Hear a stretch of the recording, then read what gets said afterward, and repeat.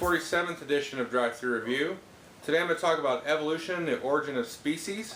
It's the second part in a little two-part series I'm doing on a couple games I got from Russia, from Right Games or RussianBoardGames.com. This one I'm pretty excited about. I think this is a fun game. This is an interesting game. The author is a PhD in biology. It's about evolution. It's about evolutionary characteristics. You can tell it was done by a biologist. I don't want to spend too much time on me hemming and hawing here. Let me just show you a little bit about how the game works, and then I'll come back and share my thoughts. Okay, so this is basically all that comes with the game. You get a large stack of cards, a couple of dice, and these little food tokens here. So to start the game, players are going to be dealt a hand of 6 cards. And on these cards you're going to have a whole mess of these different characteristics. You can see sharp vision, hibernation, poisonous, swimming, cooperation, high body weight, parasite, burrowing, and then on some of the cards you can actually flip them around for fat tissue, carnivorous, a lot of that stuff. It's always fat tissue or carnivorous there. So on your turn, there's basically kind of 2 phases to this. So the first phase, first turn you get 6 cards, and then you go through what's called a development phase. And on that phase, everybody's just going to take a turn playing a card. Now you can either play a card face down, like so, which basically creates a new animal. You're creating like a new, I don't know, genotype or whatever the word is. I didn't do very well in biology at school. So you can either play an animal face down like this, so maybe my first turn I do that, maybe the next turn I play another one, so I've got 2 animals. Or I can play a trait underneath the animal. So in this case, if I had a trait that was, kind of a double-sided deal, I could put that under here. So I'd give him carnivorous, and I'll explain what that +1 means. And maybe I'll make this guy poisonous. And maybe on my next turn I make this guy swimming. And so on. And so you can play either till you've run out of your 6 cards, or you choose to pass, keeping some cards for yourself. Now once everybody's passed or run out of cards, then you're going to roll some dice. And depending on the number of players, you're going to roll a certain number of dice. So in a 2-player game, you roll 1 dice and add 2 to it. In a 3-player game, you add 2 dice. And in a 4-player game, you have 2 dice and you add 2 to it. So that's going to determine how much food is going to be available. Let's say we're doing a 3-player game. I roll the dice, so I get 8. So the food that you use are these red tokens, and I'll explain the blue and the white tokens later. So I'm going to add 8 tokens to my pool here. So that's the available food for this round. So now what's going to happen is players are going to take turns either feeding their animals, and that's by placing a food on them, or activating one of the abilities that they have on the animal. If it's an activated ability, like poisonous, for example, is more of a trait. It's not something you activate. So you're going to keep going around until this food runs out. Now all the animals require at least 1 food. So this guy, he requires 1 food.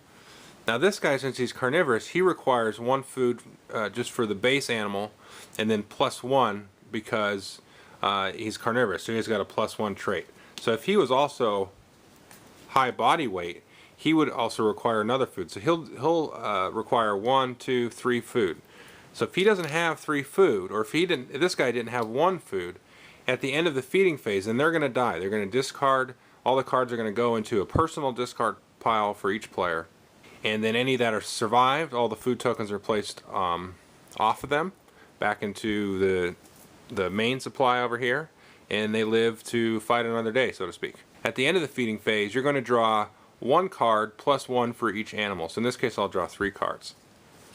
So I get my 3 cards, add it to my hand if I still have cards, and then we do another development phase where maybe I add traits to these animals, maybe put out new animals. Now if you get wiped out, if none of your animals survive, you don't have any cards in your hand, then you're going to draw 6 cards and sort of start over. So what are some of these traits here? Now this is really the important part of the game. Well, the main trait that in the game, to me, is the carnivorous phase. So instead of taking a red cube or tiddlywink from the supply, I can activate my carnivorous trait, and you can do that once per turn. I can go eat any other animal. I could even eat my own animal. So I could go eat my opponent's animal, and instead of taking a red cube out of the main supply, I'll take 2 of these blue food cubes, and these are really just the same. They're just blue, just to denote that it didn't come out of the available food for that turn. So I'll put the 2 blue cubes on him, and he's eaten So now he just needs one more food for the high body weight. Maybe it comes back around and I add that one, and then now he's fed, he's good to go. And when you eat an animal, you're going to discard him and put him away. But this guy is poisonous. So poisonous is whenever this animal gets eaten, he gets eaten, but the animal that eats him dies. So this is sort of a defense mechanism, obviously.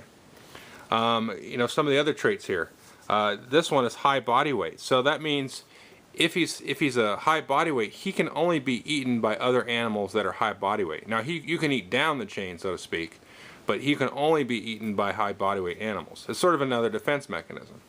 Here's a couple other traits. Camouflage can only be eaten by carnivorous that has the sharp vision trait. Burrowing, so can't be attacked by carnivorous when it's fed. And what fed means is the animal's basically full. And so once you have a burrower and he's fed, then he can't be eaten because he's got the food that he needs and he's gone back underground. So I'm just going to talk about a couple more of these traits here. So this one is fat tissue. So if I put this under here and I've gotten the red cube that I need to eat, on my next turn I could take again another red cube, and even though I'm already full, I take that and discard it. Then I grab one of these yellow cubes and I put that as fat tissue.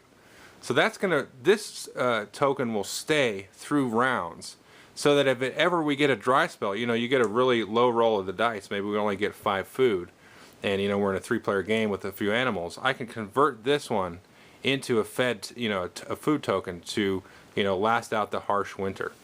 A couple other things are, like this is a cooperation trait.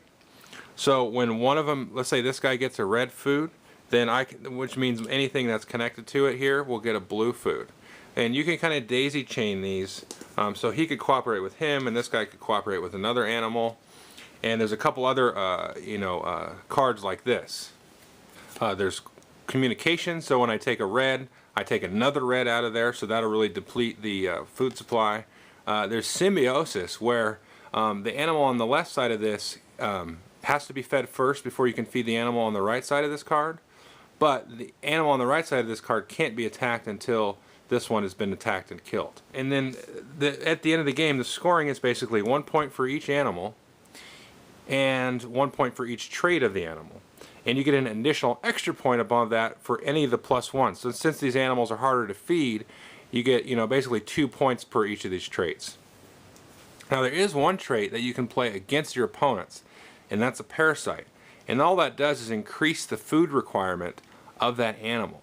And there are cards that will, you know, kind of counterbalance this, like hibernation and things like that, that will, you know, make it easier, and the fat tissue obviously for being able to store food. So if you put that on them, yeah, that's going to cost them, they need 2 extra food to last through a round, but that's 2 extra points at the end of the game if their animal lasts that long. Okay, I hope you enjoyed that overview of Evolution. This is a game that is very volatile. You know, when you roll that dice for the food, everybody can get really hosed, so you've got to be prepared for that. And the dynamics really change. Or you can roll a dice and have an abundant year. So you're going to go through a lot of turns. They don't quite count, but I'd say 8 turns roughly in a 3-player game. I played it 2 and 3. And it plays quite a bit differently 2 and 3, and I'm sure it plays even differently 4. With 3, you've got, you know, more carnivorous animals. You got to be a little bit more careful. With 2, you're able to kind of build up a little bit of a stronghold of animals that will last more turns, whereas like in 3, you've got to sort of pick and choose and you kind of grow in fits and starts. You know, there's been games where I've been wiped out, you know, halfway through, and been able to rebuild and still and win, or, you know, score a lot of points. So it's a fun little game. There's chaos to it, obviously, with the die roll and the amount of food that's available. And as the cards come up, you know, maybe one guy gets a bunch of carnivorous. You don't quite have the defense for it. So you've got to, but there is some strategy here. It's a fun little, you know, the theme really kind of comes across. And it's a game that I recommend, again, if, you know, I say this in the last couple of videos here, if you're going to get real serious about it, and, you know, or I got to have a perfect strategy, then it's not going to really work for you. But this is a game, it's fun to see the combinations come up. You know, you've got like giant creatures with 2 fat tissues, and, you know, and a carnivorous, and he swims and all this stuff, and, you know, we just joke about what kind of animal that could be. And you know, one of my friends playing is like I'm building me, because he's like, it's all this fat tissue. So that was funny, you know. But it's a fun game. It's more than anything. It's just very, very fun, and I highly recommend this game, especially if anybody that's somewhat interested in science at all. You know, I think educators probably should take a look at this, and you can see how evolution really kind of, well, barring any kind of weird argument about whatever its validness, you can see how the fits and starts of this kind of thing, at least on an abstract level, you know, work. So, highly recommend this game. Thank you.